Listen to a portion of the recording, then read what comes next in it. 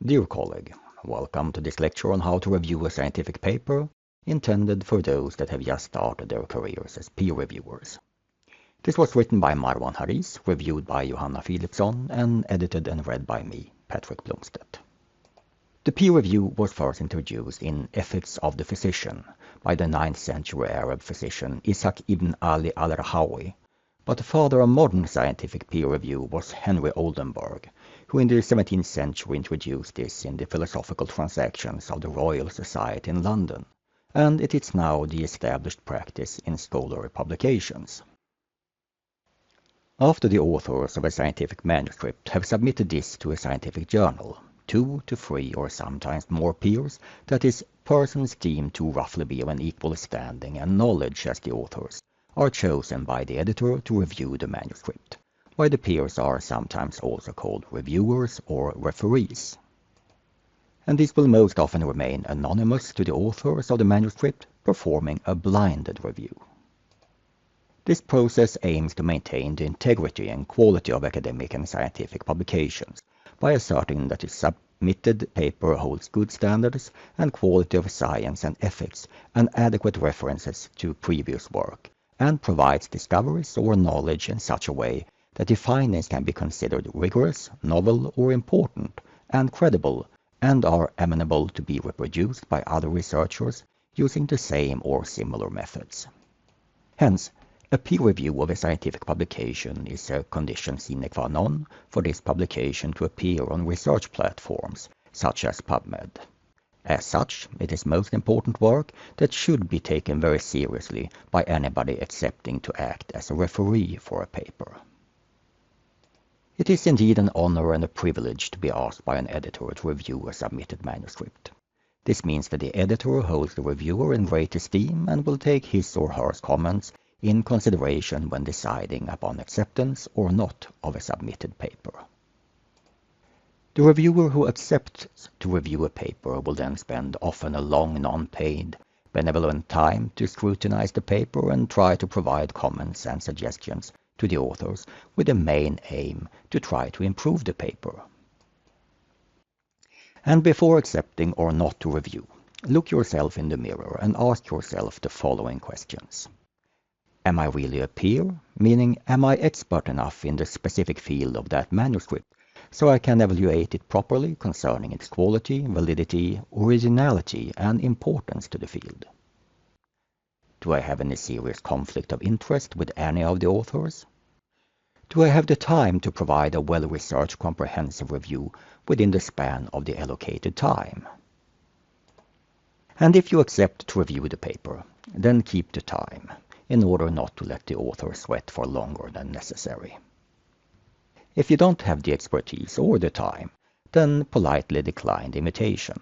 And of course, make sure that the invitation comes from an established journal, appearing on PubMed, and not one of these predatory journals of low quality, in which case you should not waste your time. However, even if your workload is heavy, consider accepting.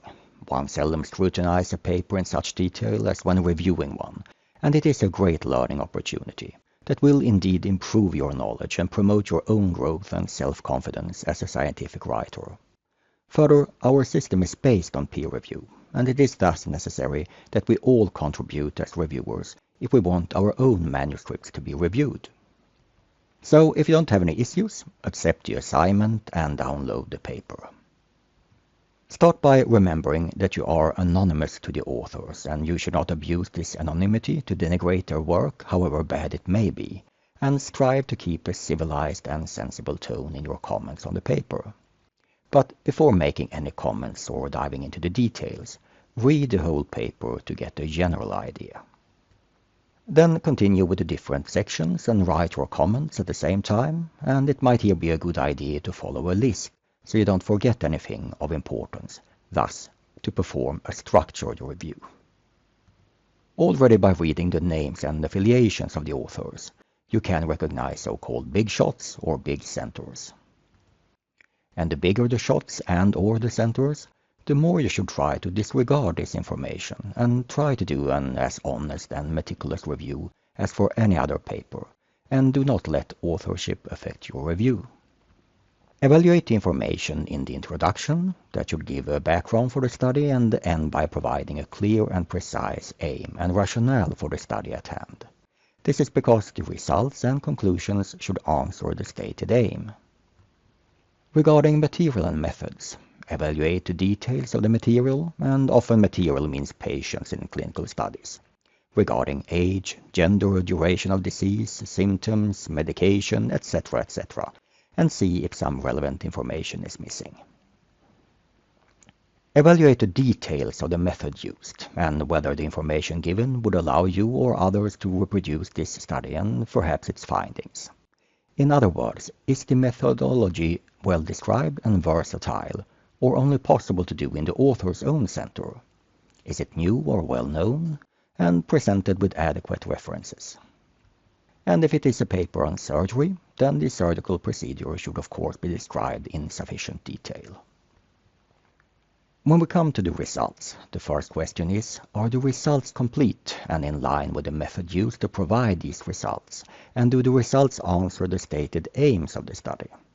Are there results missing with respect to the aims, and or are there results given that were not included in the aims of the study?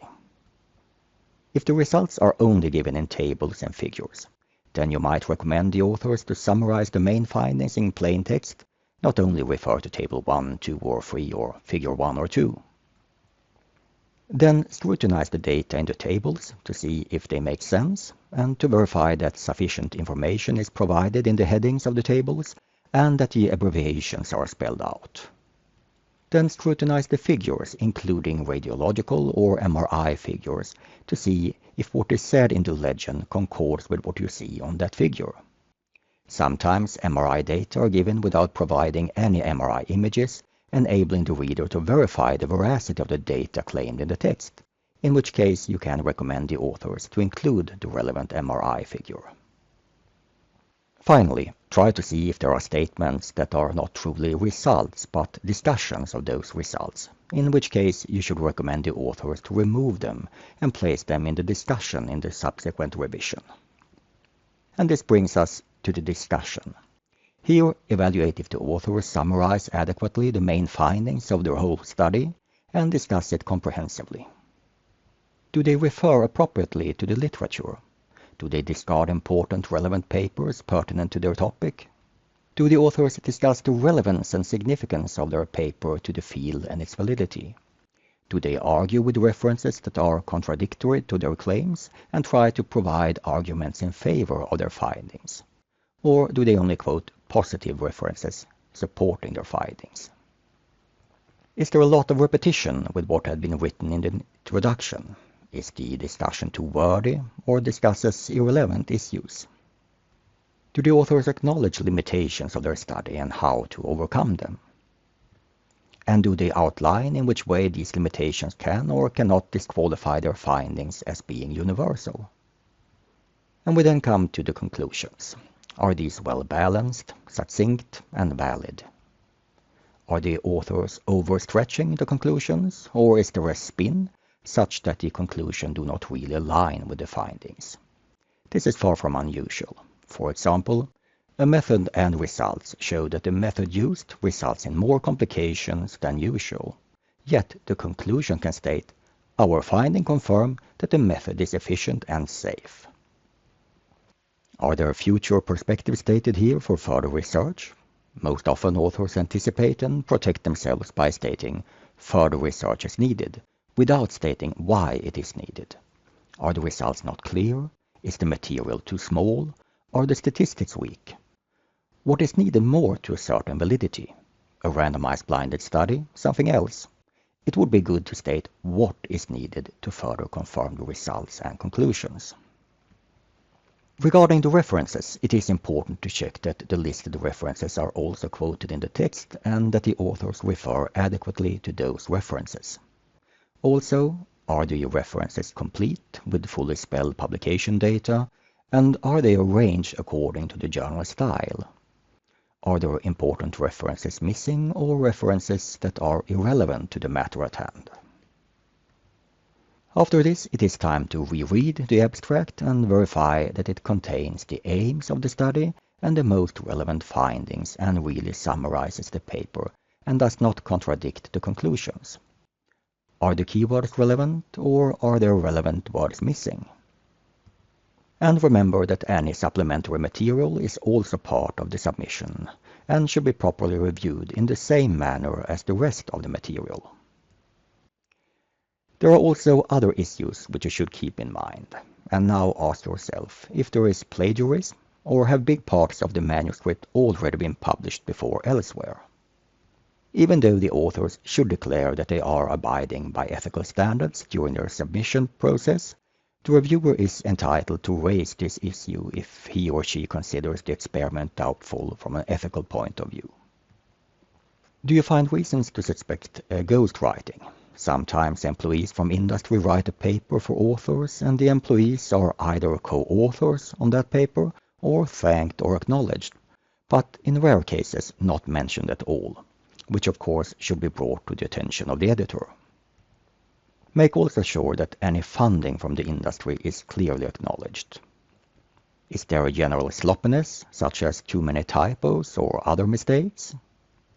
Minor issues with spelling and grammar can be left to be handled by the journal and the editorial team. However, if the English is really of poor quality, hampering a proper understanding of the paper, this must be brought to the attention of the authors and editor. And look also if the authors have followed the guidelines of the journal regarding the structure of the manuscript, word count, and such. When you now have gone through the whole paper, it is time to write the comments to the authors. Start by writing a very brief summary of the paper, just a few lines, showing the authors how you, the reviewer, did understand their paper and its message. If you deem that the manuscript is really excellent, then probably no need for other comments than "bravo" or something similar. There is no need to dig and dig to find faults when there are none. But most of the time you will have comments, opinions, clarifications, etc., all of which are to improve the paper. Remember that you are not the adversary of the authors, but that it is your job to help them to improve. Be courteous, helpful, and positive, and do not write comments about what you do not grasp. Be firm, but fair and critically constructive, and do not request modifications that may be perceived as out of subject or self-promoting, such as explicitly asking the authors to quote your own previously published papers, unless said papers are fundamental to the issue at hand, meaning that you had previously done a similar study with similar method. And try to be as specific and constructive as you can. If you are not clear, then you cannot expect the authors to revise the manuscript in the manner you wish. Provide the authors with a bullet list with all the issues that you have with the manuscript. Then explain for each one of these, when possible, where in the manuscript it is found, what constitutes the problem, query or comment, and also if you have any specific and constructive suggestions on how to resolve the issue. And if the paper is really bad, do not hesitate to state it for the authors in a diplomatic and courteous manner, and give your arguments, and do not provide conflicting statements to the authors versus to the editor. This is not ethical, nor polite, nor scientific. Don't tell the authors that it is a nice paper if you think that it is shit and intend to tell the editor that.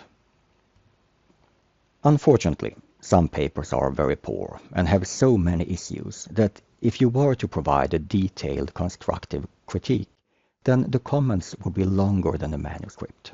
In such cases, you will have to limit yourself to more generalized comments, both to the authors and to the editor.